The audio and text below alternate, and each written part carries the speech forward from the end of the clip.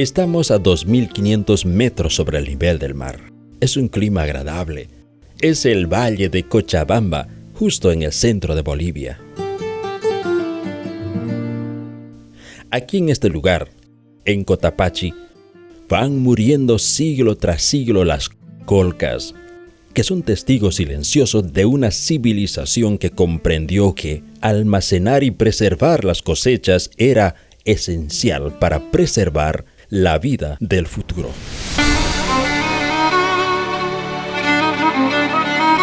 Al otro lado del mundo, en otro tiempo, otro hombre, guiado por Dios, salvó a Egipto del hambre con un principio similar a los colcas: almacenar para preservar la vida. Su nombre era José. Su historia está registrada en el libro sagrado de la Biblia.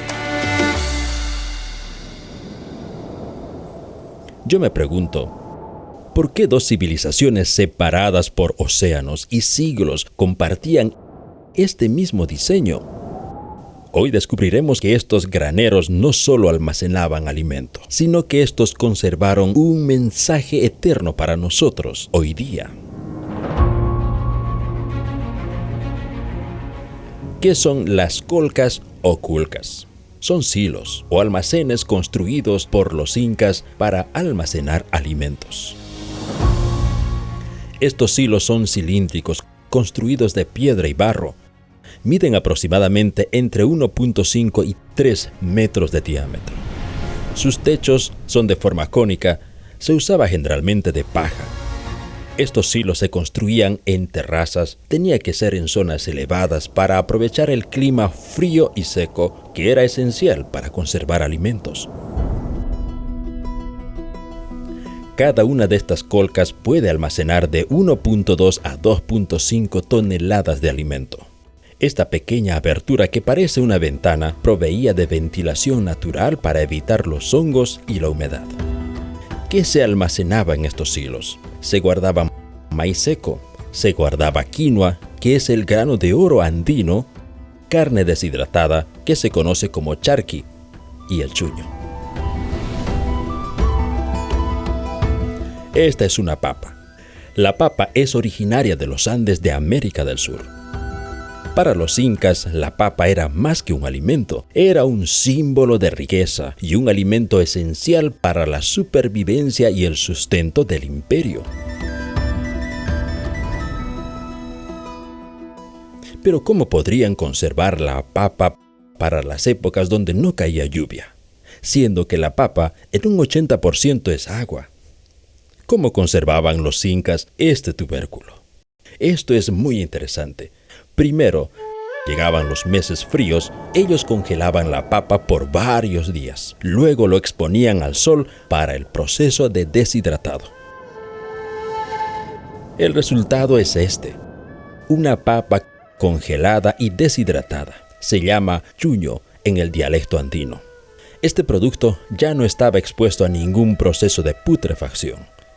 Este alimento también se almacenaba en estos silos.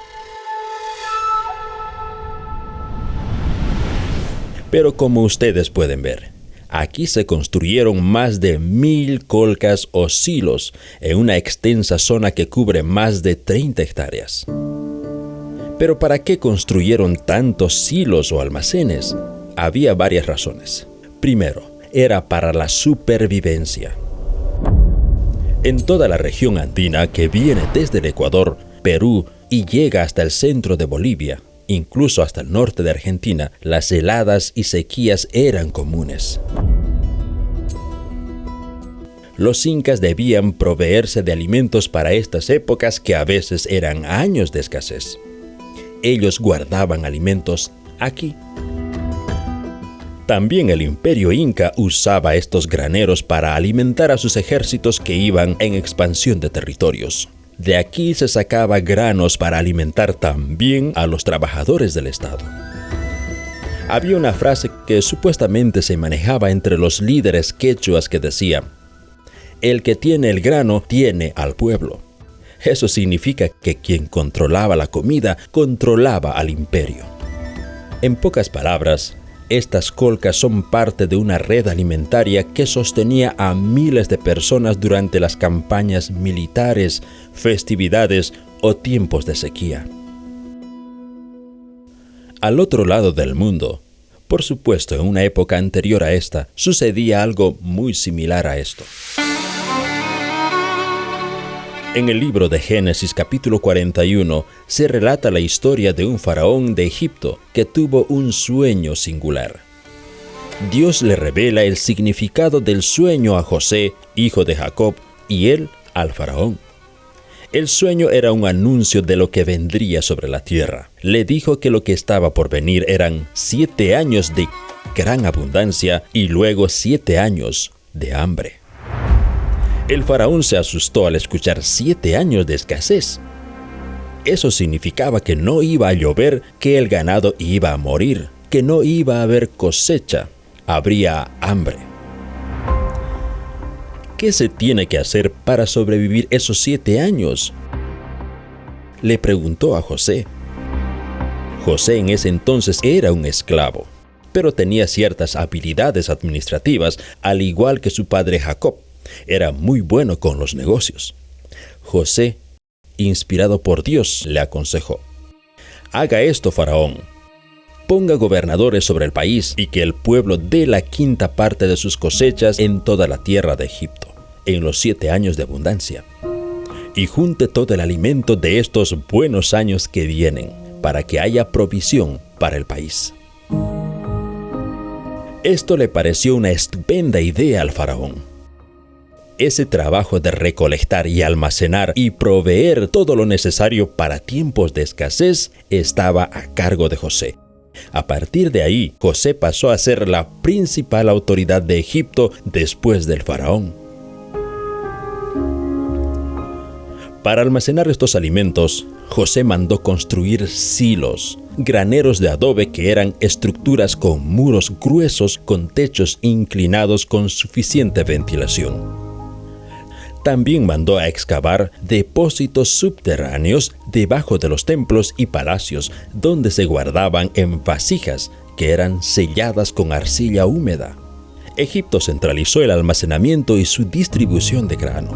Los silos del Fayum y el Pi Ramsés son testigos actuales de esta gran hazaña de almacenar y preservar alimentos para tiempos de escasez.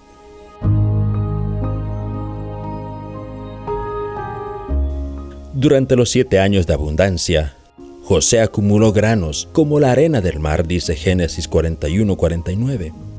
Su sistema no solo salvó a Egipto de los 7 años de escasez que vivió la tierra, también proveyó para los pueblos extranjeros, incluyendo su propia familia.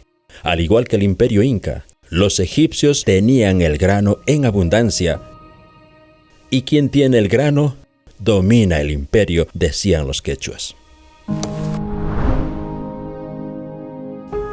Tanto el imperio egipcio como el imperio inca, aunque separados por el tiempo y los océanos y sin contacto directo, los incas y los egipcios compartían un principio administrativo similar: la previsión de alimentos. ¿Es posible que el mismo Dios que inspiró a José también haya guiado la sabiduría práctica de los quechuas? Claro que sí. El apóstol Pablo en el libro de Romanos capítulo 1:20 dice: porque las cosas invisibles de Él, su eterno poder y deidad, se hacen claramente visibles desde la creación del mundo, siendo entendidas por medio de las cosas hechas, de modo que no tienen excusa. La escritora Ellen Garmon White, en uno de sus libros inspirados, dice: la luz de Dios está siempre resplandeciendo, aún en medio de las tinieblas del paganismo, haciendo referencia a los magos del Oriente, probablemente de la India, a quienes Dios les reveló el nacimiento de Cristo. Fue Dios quien guió a José para construir toda esa compleja tecnología de conservación egipcia. ¿Y qué nos hace dudar que el mentor de toda esta tecnología de conservación inca fuera el mismo Dios de José? Los silos incaicos de Cotapaxi, tanto como los silos egipcios en el tiempo de José, conservaron más que alimentos o granos. conservaron un mensaje para nosotros hoy día. Así como hubo tiempos de abundancia en las cosechas, en el ámbito espiritual también hay épocas de gran cosecha, de libertad religiosa, de abundante predicación. Hay tiempo de gracia, hay tiempo oportuno para ponerse a cuentas con Dios, tiempo para que el Espíritu Santo trabaje en nuestro corazón y lo transforme a la imagen de Dios. Pero no será así todo el tiempo.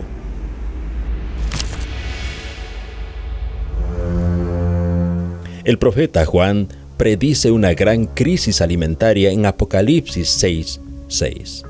Porque viene un día cuando un denario comprará solo un puñado de trigo. Esta crisis no es necesariamente crisis de alimento material, sino de alimento espiritual. Al respecto, el profeta Amós dice: He aquí vienen días, dice Jehová el Señor, en los cuales enviaré hambre a la tierra. No hambre de pan ni sed de agua, sino de oír la palabra de Jehová. Así como José profetizó 7 años de escasez y hambre en la tierra, también está profetizado hambre y sed espiritual en el mundo. Esto sucederá cuando Cristo termine su trabajo de intercesión allá en el santuario celestial. Después que se haya terminado el sellamiento, el Espíritu de Dios se retirará de este mundo. Entonces Satanás tendrá completo control.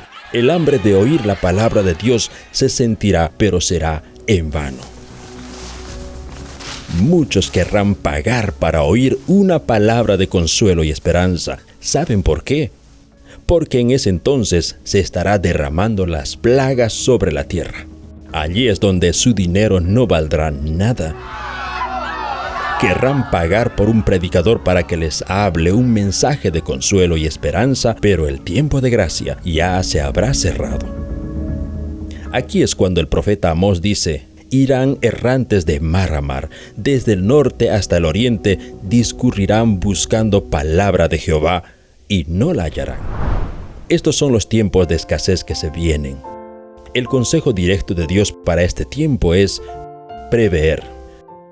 Estos silos son un símbolo de previsión espiritual para los tiempos de escasez. Jesús contó una parábola en Mateo 25, verso 4. Se trata de 10 vírgenes o doncellas que acompañaban al novio a la fiesta de bodas. 5 eran prudentes, 5 insensatas. Las prudentes, sabiendo que el novio tardaba, fueron a comprar más aceite para evitar que su lámpara se apague a raíz de la demora. Pero las insensatas dijeron: cuando el novio llegue, iremos a comprar, y continuaron durmiendo. El novio llegó. Las imprudentes salieron a comprar el aceite, y cuando regresaron, el novio ya había pasado, ya había entrado en las bodas y la puerta se cerró. Las 5 damas insensatas tocaron la puerta. No querían perderse de la fiesta, pero el novio, el organizador de la fiesta, les respondió: no les conozco. El aceite representa la provisión del Espíritu Santo en nuestras vidas. Dios hace una invitación a través del profeta Isaías. Dice: venid, estemos a cuentas, dice Jehová. Si vuestros pecados fueren como la grana, serán emblanquecidos como la nieve. Si fueren rojos como el carmesí, serán blancos como la lana. El tiempo oportuno para estar a cuentas con Dios es ahora. Para aquellos que dejan su preparación para última hora, como las vírgenes imprudentes, grande será su sorpresa. Jesús habrá salido del santuario, y es aquí cuando muchos querrán confesar su pecado y no serán oídos. El proveer alimentos materiales para los últimos días no es la recomendación divina para los hijos fieles de Dios. Para esos días solo debemos prever el alimento espiritual, porque para el alimento material, la promesa dice que Dios proveerá como en los días de José, pero solo para los que hayan escuchado su voz. En tiempos de crisis alimentaria, En el tiempo de las plagas, dice la promesa bíblica, así como Dios hizo salir agua de una roca en pleno desierto, así en la crisis final de este mundo, Dios levantará mesa en el desierto para sus hijos.